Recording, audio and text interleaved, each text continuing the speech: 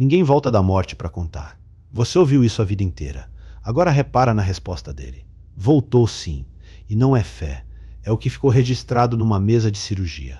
O homem que fala agora passou meio século saindo do próprio corpo. E o que começa como relato de médium termina numa gravata manchada de ketchup, dentro de um hospital. Presta atenção, porque no fim a coisa vira. Olha, existe vida após a morte ou não? Que a gente sempre debate isso. Exato. Não voltou ninguém de lá pra falar. Então, na verdade, voltou. É isso que a gente vive batendo na tecla. As EQMs são uma evidência. Vamos falar isso. Mas digamos que você tenha, Vilela, uma oportunidade de se perceber lúcido, pensando e raciocinando, olhando o seu corpo deitado na cama, por exemplo. Muitas pessoas ficam chocadas, até acham que morreram, porque ela fala, peraí, eu estou vendo meu corpo na cama e eu estou aqui pensando e tendo emoções. Ou euforia, medo, uma certa indiferença. Mas quando a pessoa, e não é sonho, ela sabe realmente, eu estou fora do meu corpo. A pessoa pensa o quê? Eu não vou deixar de existir. Esse corpo vai, a minha consciência, a minha essência fica. Então, qual que é o evento mais próximo da morte? É essa saída lúcida e a pessoa volta falando, gente, eu consegui me perceber num outro estado que eu não tinha antes. Então, naturalmente, quem passa por isso perde o medo de ser aniquilado, que vai deixar de existir.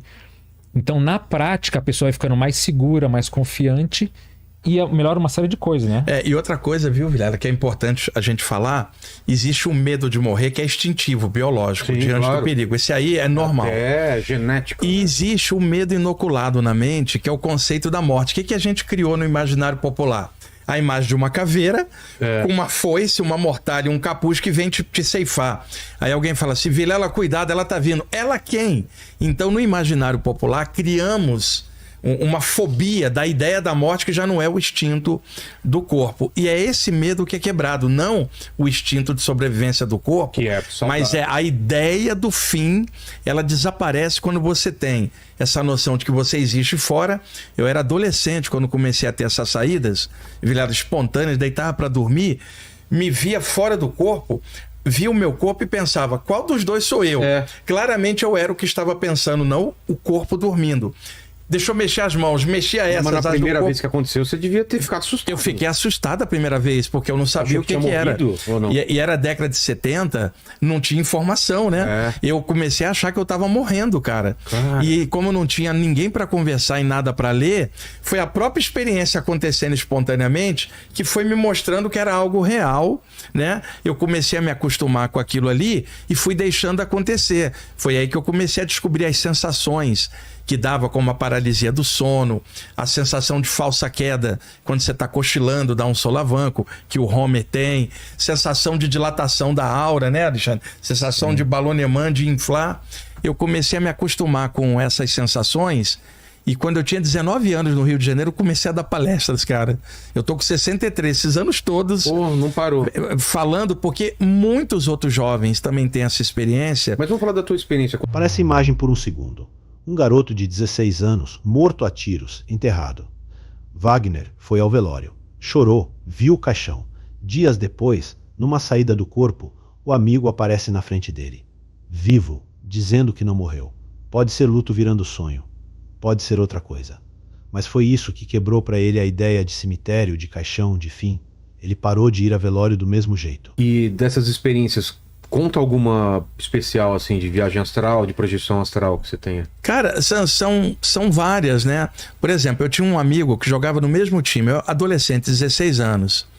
Ele era um quarto zagueiro bom pra caramba, rapaz, e ia treinar no Vasco, lá no Rio de Janeiro. Um belo dia acharam o cadáver dele crivado de balas. Ele tinha se envolvido com o tráfico de droga, estava devendo. Os caras passaram fogo nele. Eu fui pro velório, fiquei triste, chorei, era um grande amigo meu. Vilela, um tempo depois, dias depois, numa dessas saídas do corpo, que eu ainda estava me acostumando, ele aparece na minha frente vivo. Igual estamos eu e você aqui, espiritualmente. Sei. Aqui. E a cópia exata, o corpo espiritual dele. E ele falava, Wagner, estão dizendo que eu morri. Eu não morri. Ele não estava entendendo o que estava acontecendo. E aí, eu conversei com ele mentalmente, falei, cara, eu fui no velório, que bom que você tá aqui, diz pra todo mundo que eu não morri. Eu caí dentro do corpo, isso quebrou paradigma pra mim. Por quê, Vilela?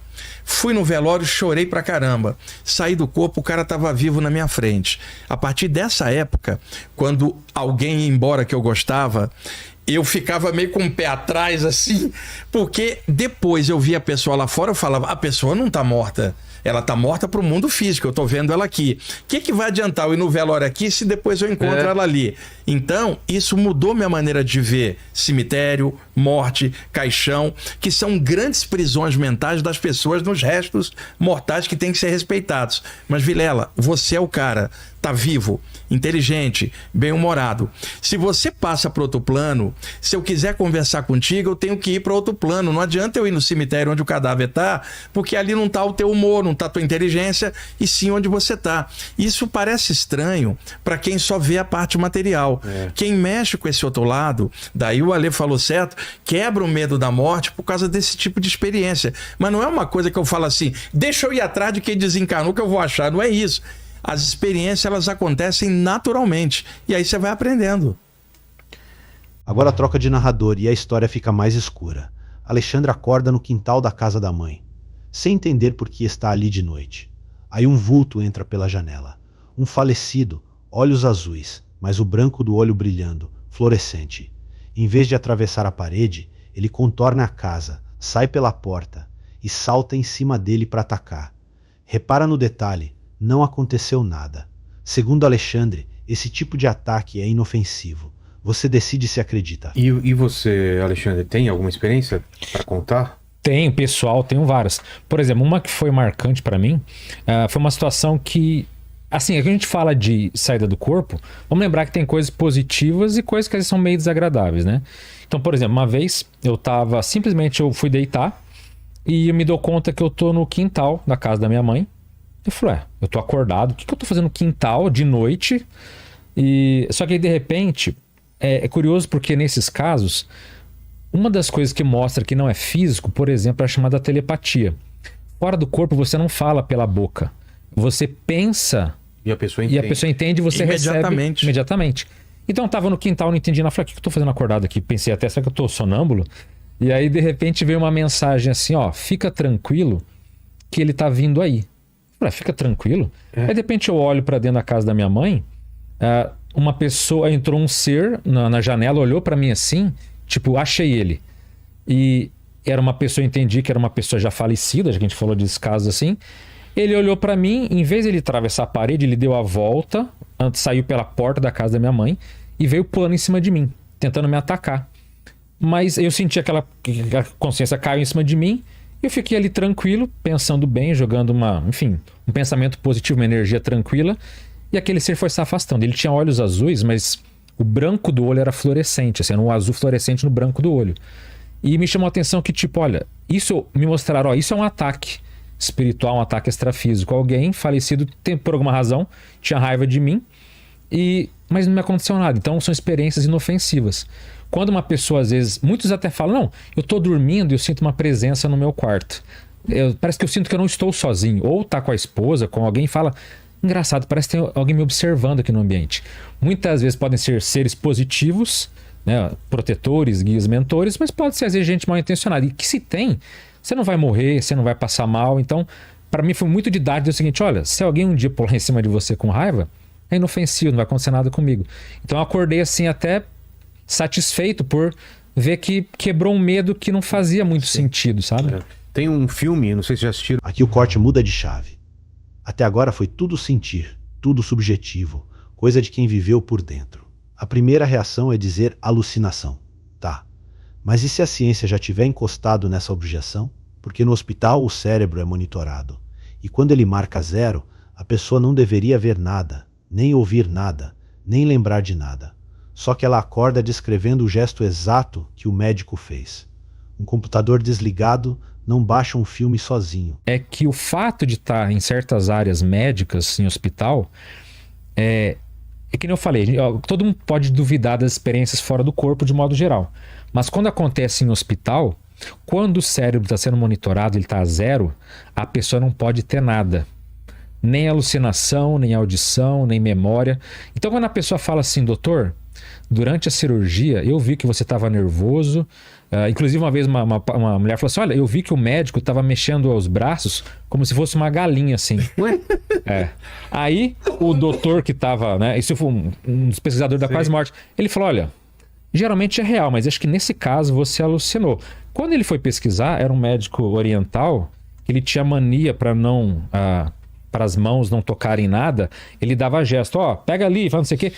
Então ele falou, cara, até esse gesto dela olhar, e fala, mas como é que ela sabia? Era o treinamento, mas era uma coisa específica dele. Sei. Então quando ele fala, peraí, mas aquilo que você viu, aquilo que você ouviu naquele momento que o cérebro estava zero, é impossível. Eu gosto de dar o exemplo do computador desligado. Você não liga o computador e fala, nossa, meu computador baixou um filme aqui ou fez uma edição sozinha. O computador desligado não funciona. Então quando o médico olha e fala, olha, o fato de você ter visto ou ouvido naquele momento específico, pela ciência atual é impossível. Então ou a consciência, o espírito, a alma se manifesta fora do corpo e de alguma forma volta com a informação, ou um cérebro desligado faz alguma coisa revolucionária que a ciência não faz a menor ideia para justificar o que ela trouxe de informação. Entendeu? Por isso que eu sempre me interessei pela quase morte, porque olha, a parte quando envolve médicos que ele fala, olha, você não poderia ter essa memória agora. E se fosse alucinação, seria fácil. Você delirou. Mas o que a pessoa volta falando é o que aconteceu, tanto na sala cirúrgica quanto fora. Teve casos, inclusive eu posso citar rapidamente o caso do Bruce Grayson, foi um dos primeiros pesquisadores da quase morte. Ele, na época, nem se falava nesse termo. E ele atendeu uma menina que tinha tido uma overdose lá, foi no hospital já desenganada. Ele chama uma amiga dela no hospital e longe da sala cirúrgica ele começa a conversar com ela. Ó, ela tá passando uma dificuldade, o que ela tomou, sabe? Fazendo aquela investigação. Presta atenção nessa, porque essa não é sentir uma presença. Um dos primeiros pesquisadores da quase morte esconde uma mancha de ketchup na própria gravata antes de entrar. A paciente, uma jovem em overdose, fica inconsciente o tempo inteiro. Quando volta, descreve a conversa, palavra por palavra, e fala da mancha na gravata que ela não tinha como ver. Isso é uma marca no mundo físico. Um detalhe que ninguém plantou. É a diferença entre um caso bonito e um caso que arrepia. Para saber como tratar a mulher. Só que antes, quando ele foi chamado, na hora do almoço, ele se sujou de ketchup. Ele limpou, mas quando ele estava chegando no hospital, ele falou, ih, minha gravata tem uma mancha de ketchup. Ele tentou esconder e tal, escondeu. Conversou com a menina, no dia seguinte, essa que tinha passado por essa situação, ela tá voltando, né? Ela ficou o tempo todo inconsciente no hospital, no quarto. Ela volta e fala assim, doutor, eu te vi ontem. Como? Com a minha amiga tal, vocês falaram isso, e ela começou a descrever a conversa exatamente como aconteceu, de um modo assim impecável. Os detalhes da conversa. E ela falou o seguinte, doutor, e ontem você estava com uma gravata listrada com a mancha de ketchup. Nossa. Aí ele arrepiou e falou assim, o quê? Aí é muito específico. É muito específico. Exatamente, o Bruce Grayson. Então o que ele fez? Inclusive ele fez a escala para saber qual que é o nível de uma quase morte, se ela é profunda ou não. Mas nessa época ele falou, mas peraí, como é que uma mulher da conversa, ela poderia até falar umas coisas que poderiam, mas tinha detalhes. Mas a gravata listrada com ketchup. E depois disso, o que aconteceu? Na mesma universidade, coincidentemente, tinha um pesquisador chamado Raymond Moody, que foi o primeiro que escreveu um livro sobre quase morte que viralizou no mundo todo. Ele cunhou o termo quase morte e ele começou a estudar os casos junto com o Raymond Moody. Mas veja, antes de ser popularizado, aquilo ficou na mente. Peraí, é impossível saber a mancha de ketchup.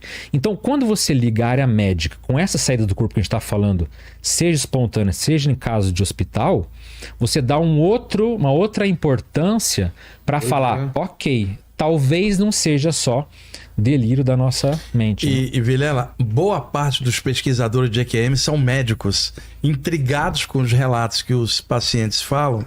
E se você acha que é só gente crédula contando história, olha quem entra agora.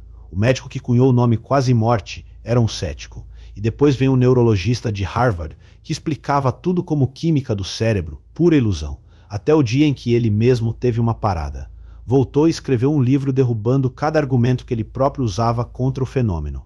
Quando quem nega é quem estudou o cérebro por dentro, a objeção pesa diferente. O autor que ele citou, o Raymond Moody Jr., na década de 70, foi quem cunhou o termo experiência de quase morte, o livro Vida Depois da Vida, que é um best-seller. Depois dele, foi surgindo uma série de autores, o Ale conhece bem, é o George Gordon Reed, Elizabeth Kubler-Ross, Michael Sabon e um monte de médicos. Sam Parr, né, mais atual também. Agora tem um caso que é espetacular, é o do Eben Alexander, o doutor.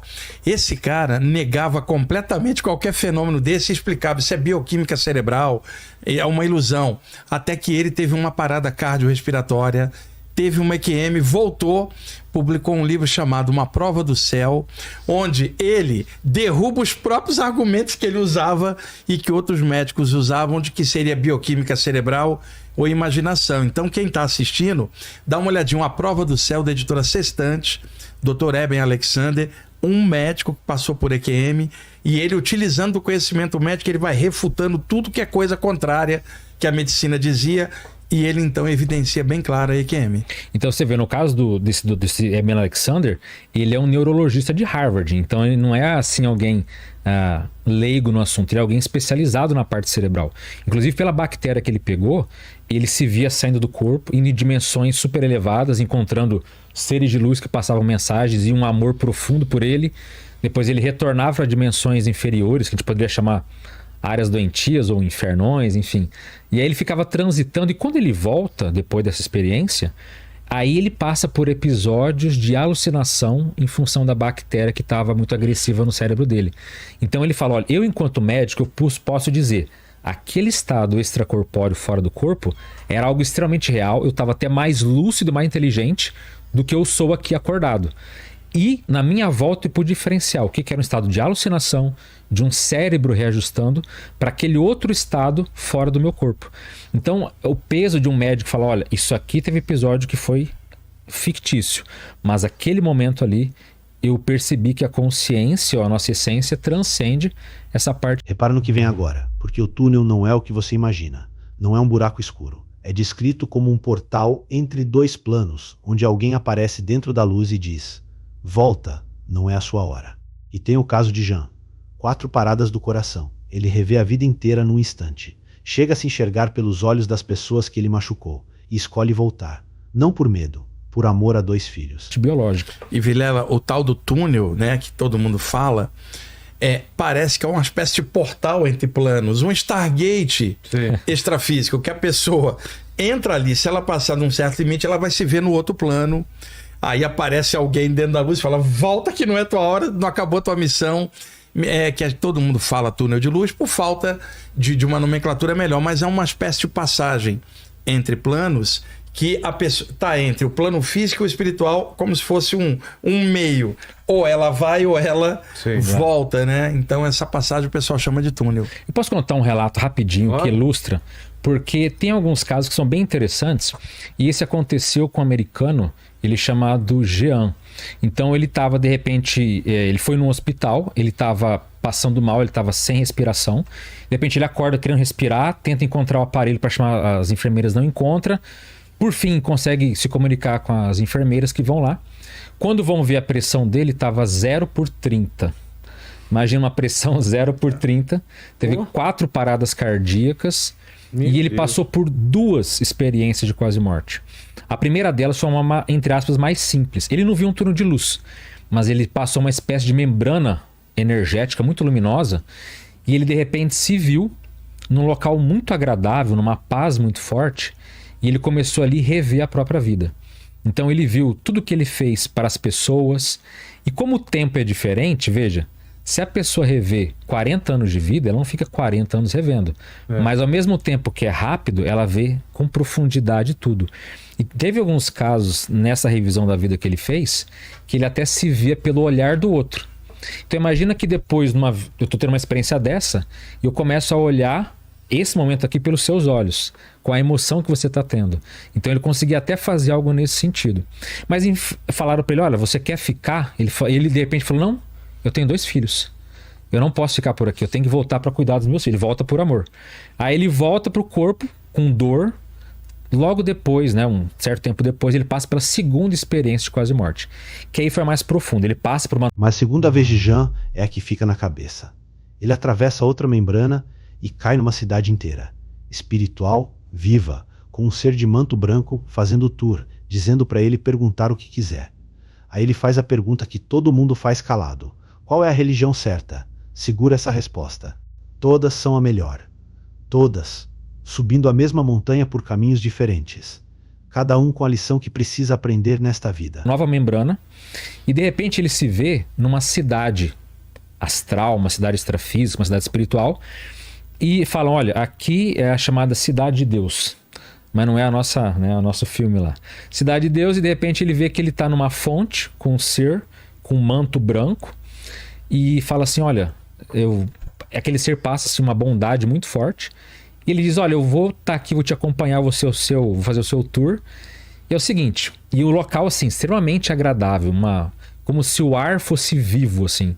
É como se é uma cidade, uma construção, mas havia uma energia, uma essência muito positiva ali.